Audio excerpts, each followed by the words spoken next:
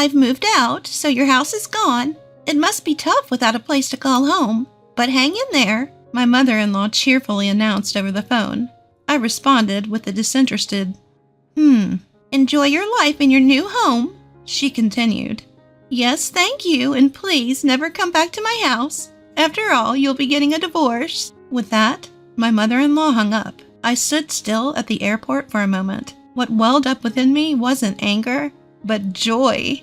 Yes! I clenched my fist in a small victory gesture and set off for home with a spring in my step. My name is Emma. My husband, David, was assigned to work abroad immediately after our marriage, forcing us into a short period of living apart. Despite the distance following our immediate marriage, David and I had been dating for 5 years before tying the knot and had also lived together. Our long-term relationship and cohabitation had built a strong bond of trust between us. I didn't worry about David being unfaithful, and instead, I hoped that he would remain healthy while overseas.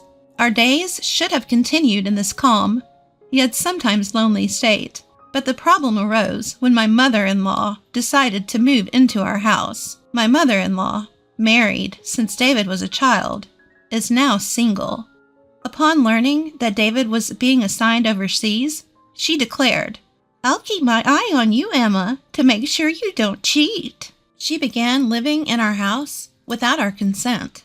Apparently, she was cheated on and subsequently abandoned by my father-in-law, whose whereabouts are unknown. To prevent David from experiencing the same thing, she decided to monitor me, but the constant surveillance made life unbearable. Desperate, I turned to David for help.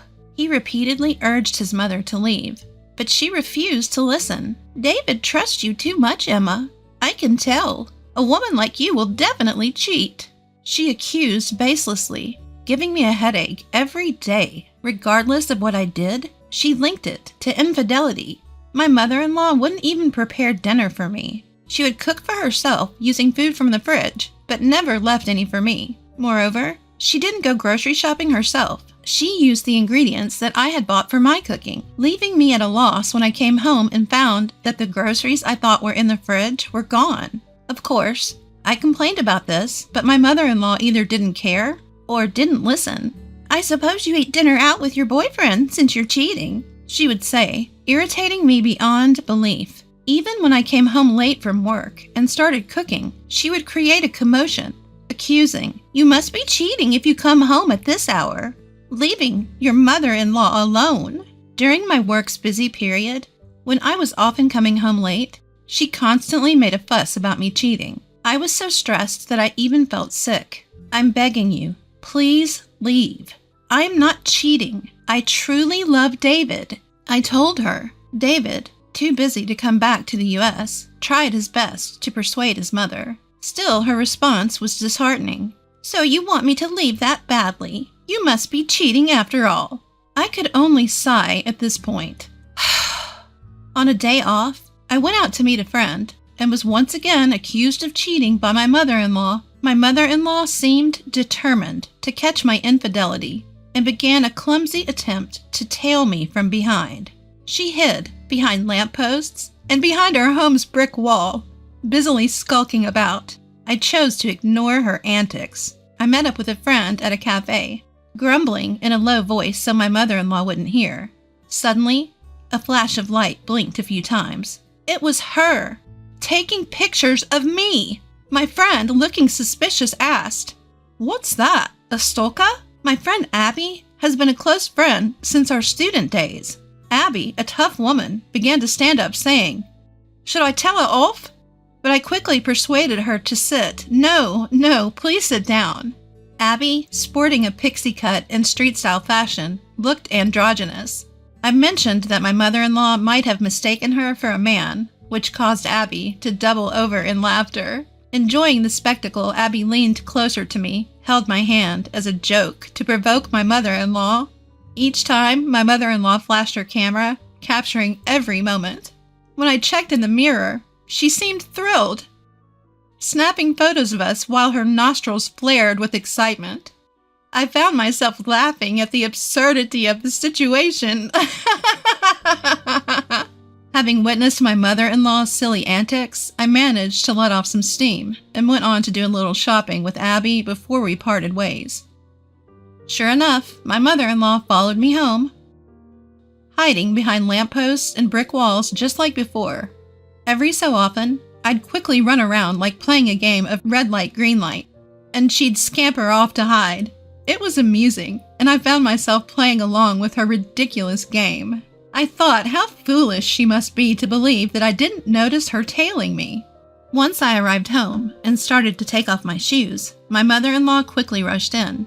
If she was tailing me, she could have at least delayed her return home. I was taken aback when she excitedly showed me a disposable camera. "Emma, I finally got proof of your infidelity. I'm going to send all of these to David, so be prepared." "Oh, really? Good luck with that." She didn't like my nonchalant response and spent the rest of the time buzzing around me like a nagging child. "Are you okay with this? It's proof of infidelity. Your face and his are both clear in the photos." But I calmly kept responding, "That's fine." While it was unfortunate that Abby's androgynous look got her mistaken for a man, David had met Abby several times before we got married. Even if she sends a photo of me and Abby as proof of infidelity, David will likely recognize her as just a friend. As I endured my mother-in-law's ridiculous and childish schemes, I suddenly had to go on a business trip overseas. It was a shame that I wouldn't be able to meet David because it was in a different country, but it couldn't be helped. I informed my mother-in-law, who I live with, about my business trip, although I didn't ask for her input. In her mind, it seemed to translate into a romantic getaway. While I was preparing for my business trip, my mother-in-law smirked and said, "It'll be a big problem if you come back pregnant from your romantic getaway. David hasn't seen you in a while, so it won't be easy to pretend that the baby is his." Her distasteful imagination made it pointless to argue back. I responded nonchalantly, "Yes, indeed, but it's a business trip, not a romantic getaway," and I left for my trip. My business trip was busy and hectic, and the days flew by in a whirl. When I finally returned to the U.S., I was exhausted. My boss, who had also joined the trip, seemed worn out as well and left for home. I had planned to buy some duty-free sweets before going home, so I took a break on a bench. At that moment, my phone rang. It was a call from Abby, and she told me something surprising. Emma, welcome back. There's something I need to tell you. Your mom came to the company our family runs." "What?" The company run by Abby's family isn't the type that ordinary people visit. When I learned that my mother-in-law had gone there, I felt my blood boiling. Abby told me how she handled my mother-in-law and asked me if she went overboard. I replied, "No, I think it was just right." After laughing and ending the call with Abby, it was just about time to leave when I got another call from my mother-in-law. "Emma, you should be back from your trip now. Did you enjoy your affair trip?" It wasn't an affair trip, and I didn't particularly enjoy it because I went there for work. "Well, I've already sent David the evidence photos." I simply responded with, "I see," to my mother-in-law, who seemed pleased with herself. Ignoring my indifference, she just kept on talking. "Actually, I moved, so your house is no longer there.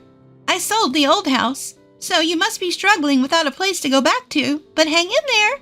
I gave an uninterested "huh" to my mother-in-law, who happily laughed as she said this. "Enjoy your life in your new house." "Thank you, and please never come back to our house. After all, you're going to be divorced soon." I stood in the airport for a while after my mother-in-law hung up. What gradually filled my heart was not anger, but joy. I did it! I made a little fist pump and started my journey home with a light step. Of course, I was returning to the house my mother-in-law said she had sold.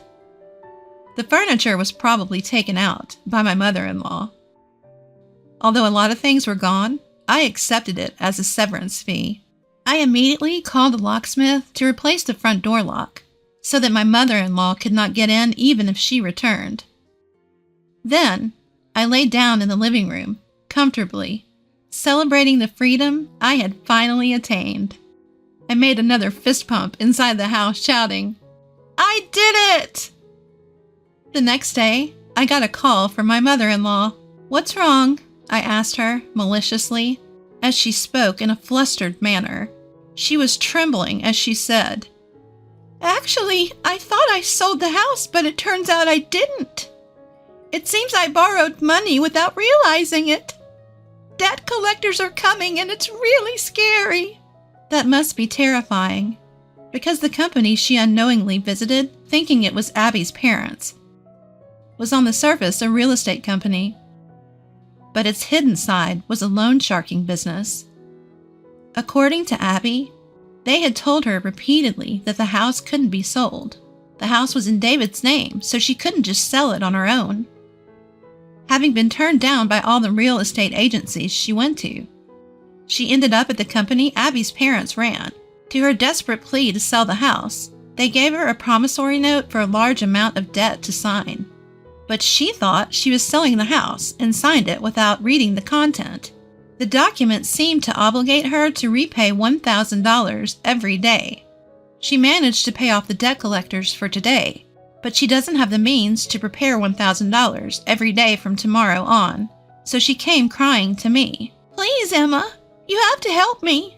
The debt collectors are pounding at my door from dawn. It's terrifying. I can't sleep well, and I don't have much money. I used the money I borrowed to buy a new house, so I don't even have any savings left. I know what. Please, transfer $10,000 to my account every week until I've paid off the debt." Do you think there will ever come a day when you can pay off the company's debt?